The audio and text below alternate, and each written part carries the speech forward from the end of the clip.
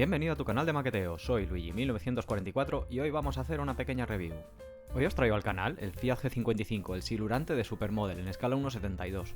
Casi tengo que hacer un poco de arqueología modelística para remontarme a los inicios de esta maqueta, ya por el año 68 del siglo pasado, cuando la marca Aliplast, la antigua Italieri, fabricó este molde. Así que este es un molde que tiene solera, pero solera de la buena. La caja es de apertura lateral, normalmente en esta época eran así. Y las instrucciones, pues bueno, no pasan de ser un folio impreso. Da un poco la sensación de que el anterior dueño descargó las instrucciones de escalemates porque simplemente no las tenía el kit. Pero oye, que por lo menos están.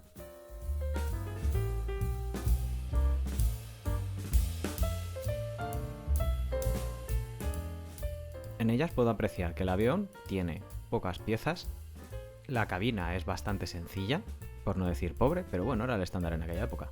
Y la librea del avión, pues no está nada mal. Tiene ese patrón de torpedero italiano que mola tanto. La verdad es que los camuflajes italianos en general molan un montón. El Fiat G55 silurante fue básicamente una versión que podía ser equipada con un torpedo. De hecho, al propio G55 original hubo que hacerle una serie de modificaciones para poder portar esa carga. El armamento elegido tenía que ser un torpedo Whitehead Fiume de 450 mm. Este tenía que ir alojado en la panza. Los italianos andaban buscando un aparato en el que montar este tipo de torpedo, así que confiaron en el Fiat G55 para montarlo. El caso es que tras las pruebas pensaban que con la carga que llevaba el avión no iba a comportarse demasiado bien, pero fue un éxito. Así que fue aceptado para producción, pero al final de la guerra canceló el proyecto. Así que vamos a echar un vistazo a ver qué es lo que viene dentro de la bolsa de piezas. O más bien la mini bolsa de piezas, porque es muy pequeñita. El plástico que viene no es de una mala calidad, de hecho está bastante bien. Eso sí, todo el dibujo de las alas viene para afuera. Y el dibujo de los alerones pues es de tipo trinchera, extremadamente marcado y muy vasto. Igual que las superficies que son enteladas, que tampoco están nada definidas y el costillaje se limita a una raya en el plástico. Esa ligera curvatura que tiene hacia arriba el ala está muy bien representada y definida. En la parte inferior de las alas, los flaps, pues igual que los alerones, están extremadamente marcados, son de tipo trinchera también. En el apartado de los transparentes, pues no están nada mal, teniendo en cuenta que en aquella época la producción de las cabinas pues tampoco debería estar muy al día, están bastante bien de hecho. Las tapas de los pozos de los trenes de aterrizaje son bastante gruesas, así que va a tocar lijarlas para afinarlas. Los mástiles del tren de aterrizaje son bastante gruesos y no tienen el detallado de sus secciones demasiado definido. La hélice y su cubo vienen separadas en dos piezas. También tiene marcado el agujero del cañón. Es curioso ver cómo en las maquetas de hace 60 años las ruedas no estaban tratadas con especial cuidado, simplemente es un trozo de plástico que da el efecto de que hay una rueda ahí. Una cosa que me está sorprendiendo mucho del molde es que pese a la edad que tiene, no tiene apenas rebabas. Y oye, eso es de agradecer. Y como es habitual en este tipo de aviones, viene un piloto. Las calcas lógicamente están amarilleadas por el paso del tiempo. Pero bueno, esto se puede solucionar colocándolas en la ventana, ahora cuando sea verano, y que les pegue bien el sol.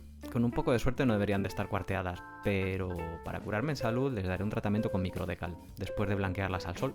Para mí una buena manera de ver si una calca está en buen estado o no está en buen estado es doblar un poco el papel donde vienen y si la calca no está flexible, se rajará. Aquí es donde podemos encontrar la mayor diferencia que tiene el avión con respecto al Fiat G55 normal. Este lleva un torpedo y los radiadores, en vez de llevar uno debajo del fuselaje, lleva dos en las alas. El caso es que cuando decidieron montarle un torpedo a este avión, el mayor problema que encontraron fue ese enorme radiador que lleva en la panza. Así que hubo que modificarlo, no quedó otra.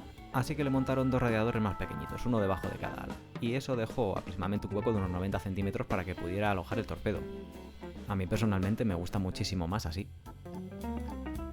Se nota bastante que este peine es algo posterior al molde original, porque está un poco mejor acabado. En el último peine encontramos el fuselaje. El problema del fuselaje, igual que las alas, es que viene con el dibujo hacia afuera, que se puede repanelar, ojo. Pero el mayor problema que tiene son los escapes, que vienen completamente grabados en el plástico.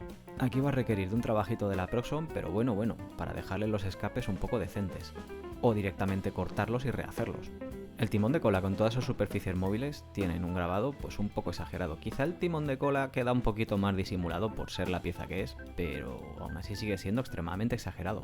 Desde luego las aletas de trimado están súper marcadas. Casi es mejor enmasillarlas y directamente que no se vean. La parte delantera es donde va un enorme círculo que ya veremos a ver cómo encaja y es donde va pegada la hélice. Este tipo de aviones, a pesar de que son extremadamente viejos, para mí son un lienzo en blanco. Lo suelo comprar primero porque son baratos y segundo porque me ayuda a ejercitar muchísimo el tema de los repanelados y los remachados. Porque no es lo mismo equivocarse con una maqueta moderna, nueva y buena que con esto. Además de que el coste de una y otra no tiene nada que ver. También lo utilizo para ejercitar el scratch y es que cuando tienes una maqueta así y tienes que fabricar una pieza, te toca darle al coco para ver cómo la vas a solucionar. Por cierto que he conseguido un zapato volador, el Blockman Boss 138, el hidroavión este tan extraño que tenía la Luftwaffe. Más adelante lo traeré como review. Es otro de esos aviones que ninguna marca se ha atrevido o ha querido sacar como un molde nuevo, pero tenemos otro P-51, 18 Spitfire nuevos y 40 109 también. ¿Y vosotros, compraréis una maqueta tan vieja y tan desactualizada? Déjamelo en comentario. Si aún no te has unido a la tripulación, aprovecha y hazlo ahora, que es gratis. Si te gusta el contenido, déjame tu like. Y recuerda que cualquier duda que tengas me la puedes dejar abajo en la caja de comentarios. Gracias por haber llegado hasta aquí, un abrazo para toda la tripulación y nos vemos en vuestro canal de maqueteo.